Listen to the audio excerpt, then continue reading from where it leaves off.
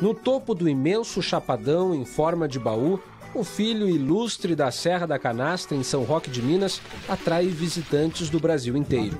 Viemos de Brasília para conhecer aqui o início do Rio São Francisco, a Serra da Canastra. Esta é a nascente que aparece nos livros. Há 18 anos, no entanto, essa história ganhou um capítulo.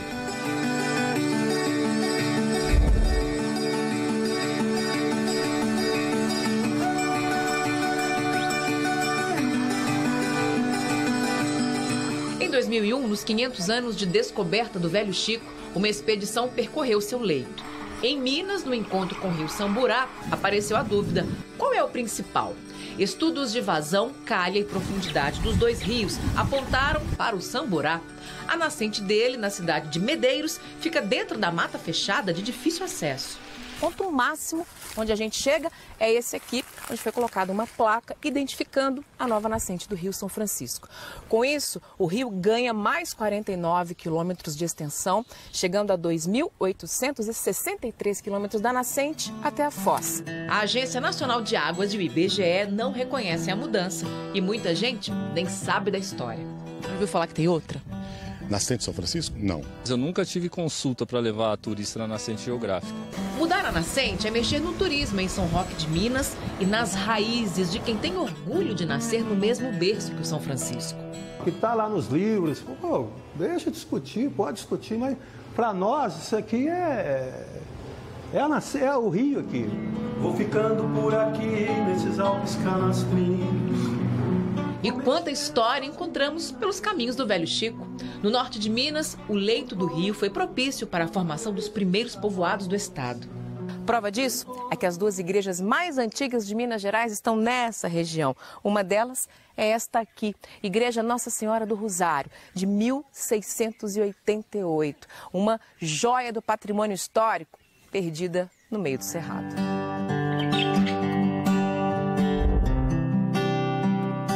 Dona Conceição aprendeu a rezar na igreja que frequenta desde menina.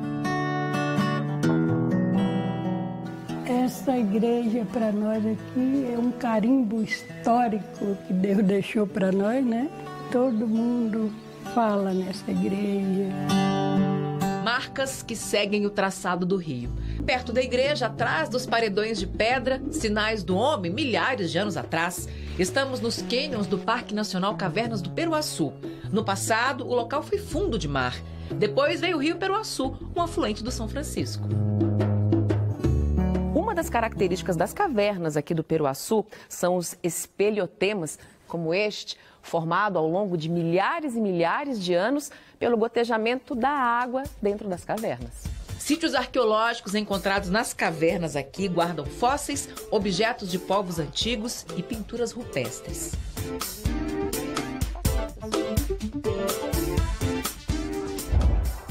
E os homens não foram os primeiros habitantes das margens do Velho Chico. O rio foi berço de uma espécie brasileira e já extinta, o bicho preguiça gigante, que viveu há 20 mil anos. Eliseu é explorador e teve a sorte de descobrir um fóssil do animal. Eu fui lá e constatei que não eram pedras, eram fósseis. Os registros históricos estão em um pequeno museu dentro de uma reserva natural de Alagoas. Estamos percorrendo de lancha o São Francisco, bem na divisa entre Alagoas e Sergipe, rumo a um dos pontos mais bonitos deste rio.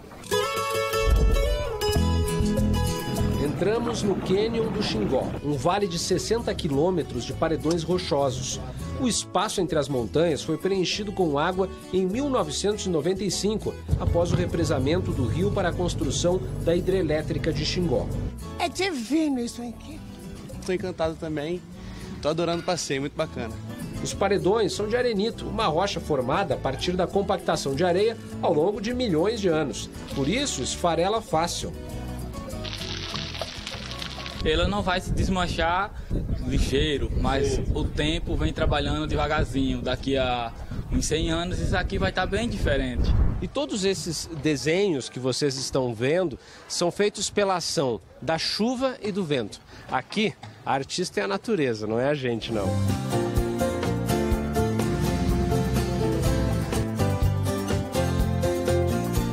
Eu nasci em São Francisco, Minas Gerais, então estar aqui dá até arrepio. É uma experiência completa. E você reflete também sobre o ciclo de vida, né? Nesse processo, né? Por onde ele passa, toda a história das pessoas que vivem nessas regiões. Então é bem emocionante. Passeando pelos cânions, uma cena rara. Pouquíssimos barcos ainda carregam em sua proa a carranca, símbolo de uma época em que o Velho Chico era temido por ser morada de figuras míticas e perigosas. O caboclo d'água, que é um dos mais famosos, se ele tiver de mau humor, ele vira embarcação. Tem pescadores aqui que atestam a veracidade, segundo ele, de encontrar com o caboclo d'água. Para pedir proteção, um amuleto que resiste como arte de Minas até o Nordeste. Dona Luzia é uma das últimas carranqueiras do Brasil. Pelas mãos calejadas, nasce um ofício que, apesar das dificuldades, resiste ao passar do tempo. Que os jovens não querem aprender. Meus netos metem um monte, mas querem aprender? Não quer, não. De todas as imagens do São Francisco, poucas mexem tanto com a memória de quem vive às margens do rio. Esses gigantes de madeira, ferro e história começaram a navegar no São Francisco no início do século passado, entre a cidade mineira de Pirapora e Juazeiro, na Bahia. Toda a produção da região era escoada pelos 34 vapores que circulavam pelo São Francisco.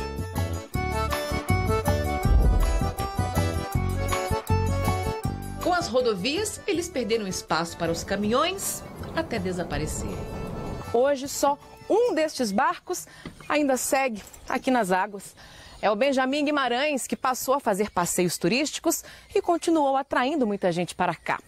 Há 4 anos, no entanto, com as águas do Rio São Francisco cada vez mais baixas, ele passa o dia aqui, parado no cais. O vapor, para andar, nós precisamos no mínimo 1,5 metro de água. Hoje eu tenho 80 centímetros de água no rio.